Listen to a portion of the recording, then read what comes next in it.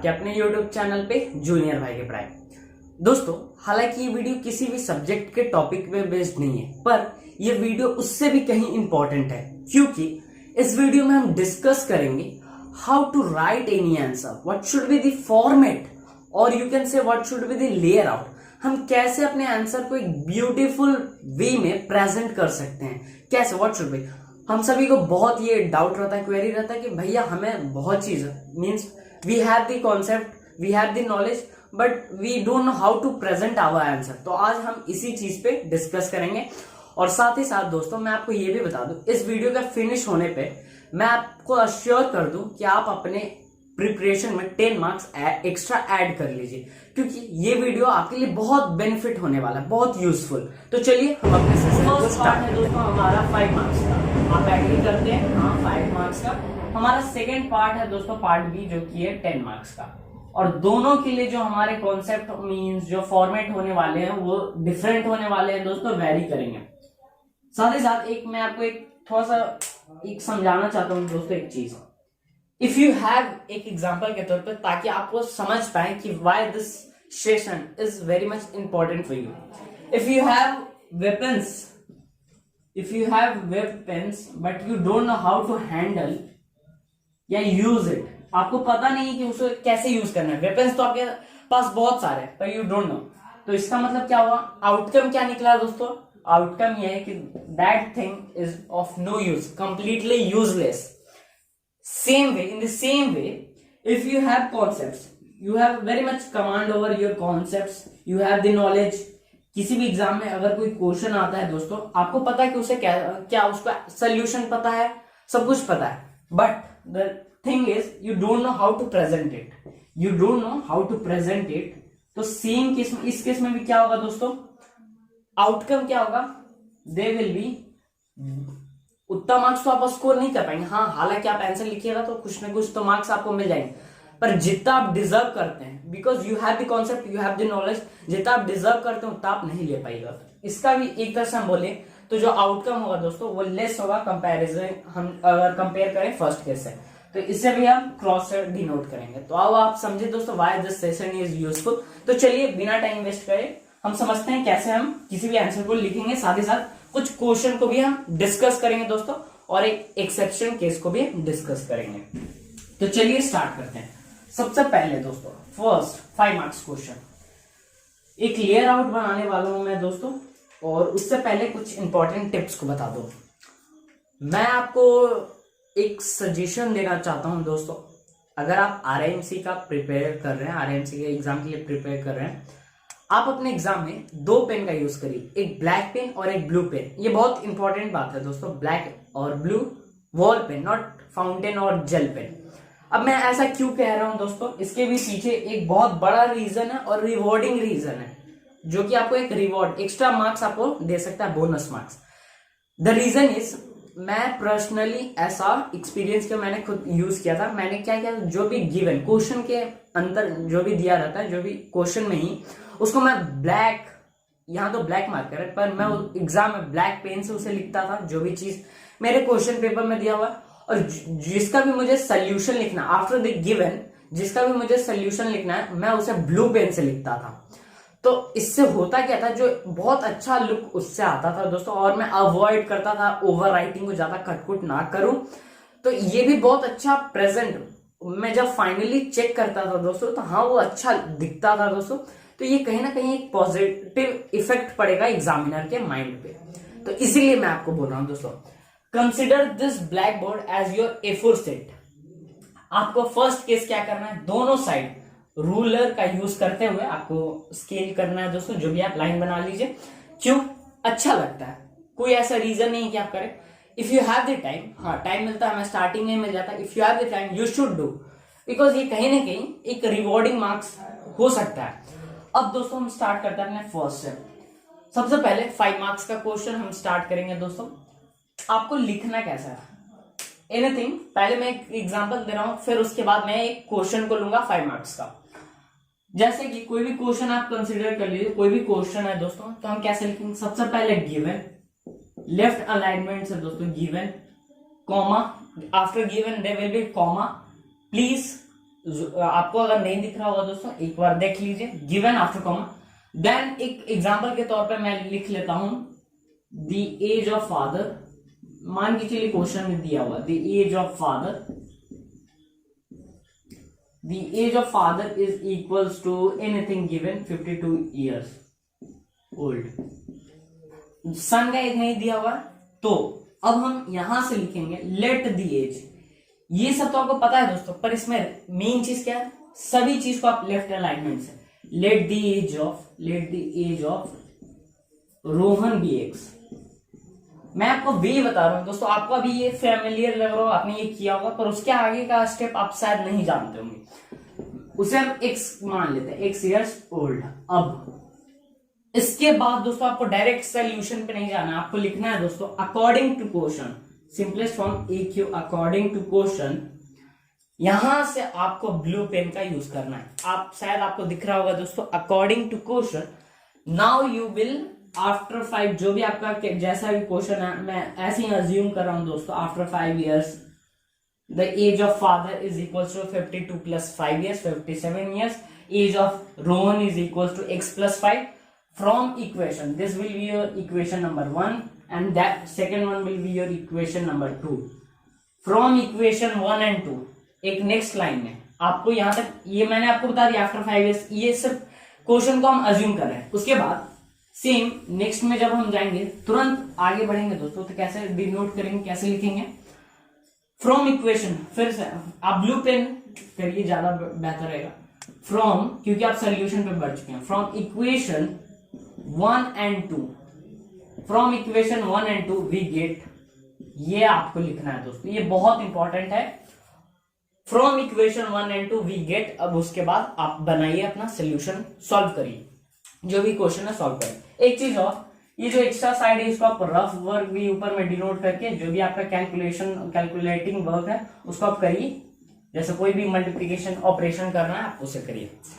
तो ये तो था 5 मार्क्स के लिए दोस्तों। अब चलिए इससे रिलेटेड एक क्वेश्चन को सॉल्व करते हैं। चलिए दोस्तों, हमारे सामने एक 5 मार्क्स का एक क्वेश्चन है जो कि RIMC के एग्जाम में आ चुका है दोस्तों। तो हम समझेंगे दोस्तों कि कैसे हमें इसे बनाना है और क्या वे होना चाहिए। वे मैंने तरीका आपको बता दिया 5 मार्क्स के लिए, प्लॉटिंग, ये सब जो भी ओवरऑल लेआउट है। अब हम इसे अप्लाई करते हैं, सॉल्व करने के बाद ये कैसा दिखता है। चलिए, सबसे पहले ब्लैक पेन से क्वेश्चन ये है, फैक्टराइज करना है दोस्तों। आई होप आपको दिख रहा होगा दोस्तों। तो सबसे पहले गिवन सोल्यूशन यहां से दोस्तों, गिवन लेफ्ट अलाइनमेंट, गिवन, ये भी दोस्तों याद रखिए, जो आप किसी भी 5 मार्क के क्वेश्चन को आप इसमें क्या करिए, आप ट्रीट करिए कि जो ये आपका क्वेश्चन है ये एक चाइल्ड है, इसे कुछ नहीं पता, इतने सरल भाषा, इजी लैंग्वेज में आपको इसे समझाना है कि ये समझे, कुछ भी डिफिकल्ट वर्ड नहीं, एकदम आसान। हर एक छोटे छोटे चीज को आपको लिखना है, तभी जाकर आपको एक्स्ट्रा मार्क्स मिलेंगे, यानी कि फुल मार्क्स। और अपने फॉन्ट साइज को भी बड़ा करिए, ज्यादा छोटा मत लिखिए, ज्यादा बड़ा भी मत लिखिए, मीडियम से थोड़ा बड़ा। चलिए, गिवन x का power 4 minus bracket y plus 2 by, okay. तो मैं सॉल्व करके सिंपली दिखा रहा हूं दोस्तों कि कैसा लगता है अगर हम इस वे में सॉल्व करते हैं और क्या एग्जामिनर हमें अच्छे मार्क्स देगा। तो चलिए, लेट वी कंसिडर, मैं यहाँ पे लिख रहा हूं दोस्तों, जो भी मैं अपने सोल्यूशन में दे रहा हूं, let we consider y plus 2 is equals to z। अब now according to question x by 4 minus z by 4, we get this from this. Now we will factorize, then x का power 2 by 2, I'm just solving z का power 2 by 2. How this came? दोस्तों यहाँ पे मैंने एक formula का use किया, तो इसीलिए मुझे ब्रैकेट में ब्लैक पेन की मदद से मुझे यहाँ पे लिखना पड़ेगा, therefore a square minus B square is equal to a plus B into A minus B. मुझे लिखना पड़ेगा, हर छोटे चीज को मुझे लिखना पड़ेगा दोस्तों, तभी जाकर मैं एक अच्छा मार्क्स स्कोर कर पाऊंगा दोस्तों। यहां मैंने बनाया, अब मेरे पास थोड़ा स्पेस कम है दोस्तों, तो मैं आपको यहाँ सॉल्व कर रहा हूँ। आप कंसिडर करिए कि ये नेक्स्ट पेज है। यहां से दोस्तों जब मैं यहाँ सॉल्व करूंगा तो ये कुछ इस प्रकार हो जाएगा दोस्तों, साइज को थोड़ा दोस्तों हमेशा याद रखिए, थोड़ा बड़ा लिखिए। फिर से दोस्तों ये उसी वे में आ गया, फिर से हम उसी फॉर्मूला को यूज करेंगे।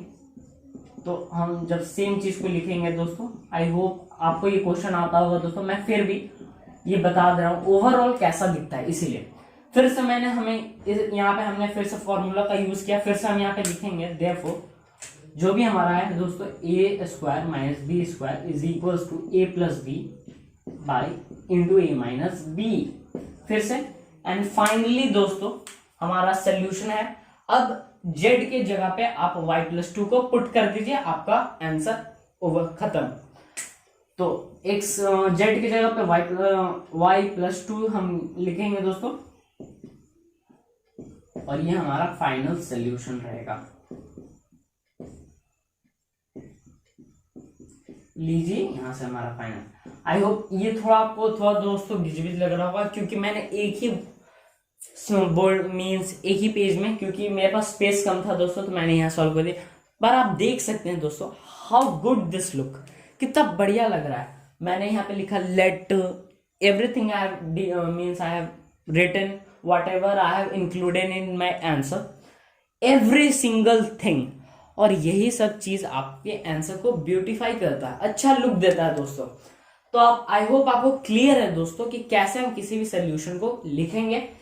ईच सिंगल थिंग यू और एक चीज और, आप एरो डिनोट मत करिए, arrow it look bad, arrow कभी भी नहीं, अवॉइड करिए। ओवर राइटिंग आप देख सकते हैं दोस्तों, मैंने सोल्यूशन बनाया, कहीं भी ओवर राइटिंग नहीं किया, कहीं भी कटकुट का जो भी होता है हम लोग कई बार गलत हो, ठीक है, मान के चलिए कहीं भी आपका गलत हो गया, इन द केस मेरा यहाँ पे कहीं भी गलत हो गया, विद द सेम पेन या डिफरेंट पेन नहीं, विद द सेम पेन आप सिर्फ अ सिंगल लाइन का यूज करिएगा। इन केस अगर आप कहीं गलत लिख दें, सिर्फ सिंगल लाइन, उसके बगल में जस्ट राइट या लेफ्ट कहीं भी स्पेस है, बगल में इन अ ब्यूटीफुल मैनर आप सेम चीज को लिख दीजिएगा। तो दोस्तों इससे दो बेनिफिट है, आपको ज्यादा वो दिखने में खराब भी नहीं लगेगा, साथ ही साथ जो भी आप लिखना चाह रहे थे वो अच्छे से लिख आ चुका है। तो ये तो था दोस्तों 5 मार्क्स के लिए। एक एक्सेप्शन केस पे हम बढ़ेंगे।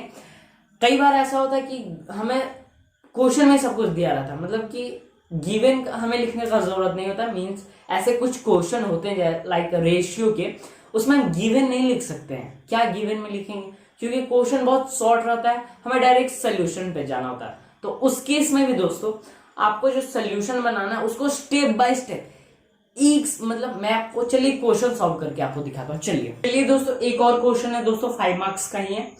इसमें दोस्तों इस क्वेश्चन में एक रेशियो का क्वेश्चन है, इस क्वेश्चन में सब कुछ दिया हुआ है दोस्तों, और अगर आप फिर से गिवन लिखते हैं फिर से, तो ये एक रिपीटेशन हो जाएगा दोस्तों, थोड़ा फिर से ऑकवर्ड लुक होगा। जैसे आप क्या लिख सकते हैं इस क्वेश्चन, अगर आपके क्वेश्चन में दिया हुआ A ratio B 3:5 and B ratio C 6:7, तो आप फिर से तो ये वही चीज लिखिएगा दोस्तों, given A ratio B ratio C, नहीं मत लिखिए, ऑलरेडी गिवन है।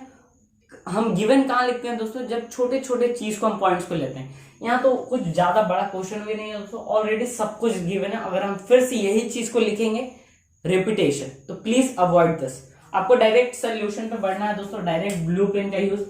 सोल्यूशन आप क्या करिएगा इस केस में अच्छे मार्क्स स्कोर करने के, ये नहीं कि डायरेक्ट आप फॉर्मूले का यूज किया जो कि आपका A/B इंटू B/C, इससे ये फॉर्मूला हम आमतौर यूज करते हैं, ये ऑब्जेक्टिव के लिए है। अगर आपको टिक मार्क करना है तो आप इस फॉर्मूले पे जाइए।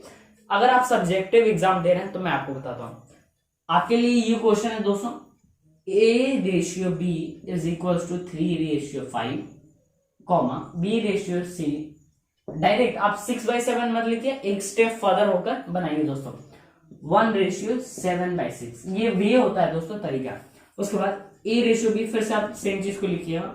अब दोस्तों जो ये आपका 5 है, आई होप आपको ये पता है, फिर भी बता दे रहा हूं दोस्तों, जो 5 के जगह पे जो भी न्यूमेरिकल वैल्यू आप उसको आपको अगले पार्ट में जो B के C के साथ है उसमें भी आपको 5 न्यूमेरिकल वैल्यू को पुट करना है। ये मैंने आपको अभी बताया नहीं है रेशियो, फिर भी मैं ये आंसर राइटिंग बता रहा हूं दोस्तों, तो आप समझे सिर्फ।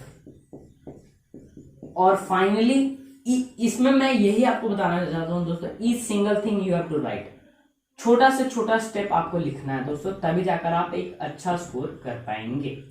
And finally A ratio B ratio C is equals to 18 ratio 30 ratio 35, ये हमारा आंसर है। मैं इसे, आप चाहें तो दोस्तों आंसर के साथ या तो आप उसे स्क्वायर बॉक्स में बंद कर दें, नहीं तो जैसा आपको लगे। अगर आप बंद करते हैं तो हाँ, ये भी बहुत बढ़िया वे माना जाता है, मैं अक्सर करता था दोस्तों।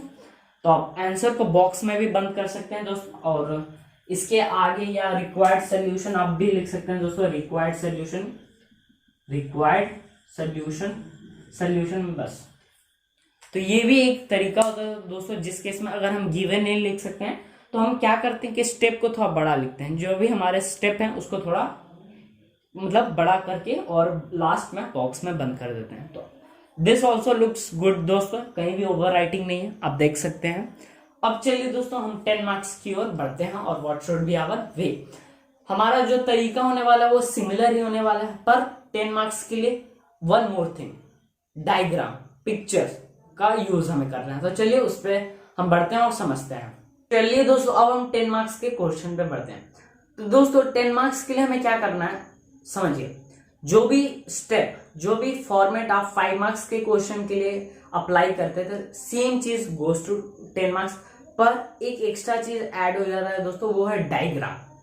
जहां भी पॉसिबल है आपको 10 मार्क्स के क्वेश्चन में डायग्राम बनाना है। अगर आप 5 मार्क्स में नहीं बनाते ये चलता है, नो प्रॉब्लम, पर 10 मार्क्स में जहां भी रिक्वायर्ड है, अगर नहीं भी रिक्वायर्ड है पर आपको लगता है कि अगर मैं यहाँ पे दे सकता हूं तो एक रिवॉर्डिंग उसको हो सकता है कुछ भी, तो आप वहां बनाइए। और इसके लिए आप पहले से ही प्रैक्टिस करिए कि घर पे कोई भी डायग्राम, आमतौर हमारा जो मेंसुरेशन का चैप्टर है दोस्तों उसमें बहुत डायग्राम का यूज होता है, और आमतौर वो ज्यादातर 10 मार्क्स के क्वेश्चन में ही आता है। यहाँ पे मैंने एक बनाया है दोस्तों, जैसे कि एक रिंग बनाया है सिलेंडर के अंदर, जो भी आप समझिए। तो एक 3D फिगर है, मैं तो यहाँ पे एक मार्कर से बना रहा हूँ। आपको एग्जाम में पेंसिल से बनाना है और जल्दी बनाना है, क्विक, बिकॉज टाइम बहुत कम है हमारे पास। You should also label them, कहाँ पे क्या चीज है। अगर कोई भी नंबर, न्यूमेरिकल वैल्यू, सब कुछ आपको लिखना है, radius, diameter, what ever given, सब कुछ आपको लिखना। और इस साइड आपको सारे सोल्यूशन को बनाना है, और इस साइड डायग्राम। तो ओवरऑल जो आपका फाइनल लुक आएगा वो कुछ इस प्रकार होगा दोस्तों। जैसे इधर आपने अज्यूम करिए आपने कोई सोल्यूशन बनाया, सब कुछ given according to question, let assume किए सब कुछ, ब्रैकेट में we have used the formula, we have not, you have to write like a square, whatever I have written, whatever you are using the formula you have to write in the bracket itself, and then diagram is very much important, must, it should be, I will give a star। ये बहुत important है 10 marks के लिए, बहुत अच्छा, बहुत scoring हो सकता है दोस्तों। तो आपको इस वे में, और फाइनली आपको आपके आंसर को ब्रैकेट में, यहाँ पे दिख नहीं रहा, ब्रैकेट या बॉक्स में आपको बंद कर लेना है बस।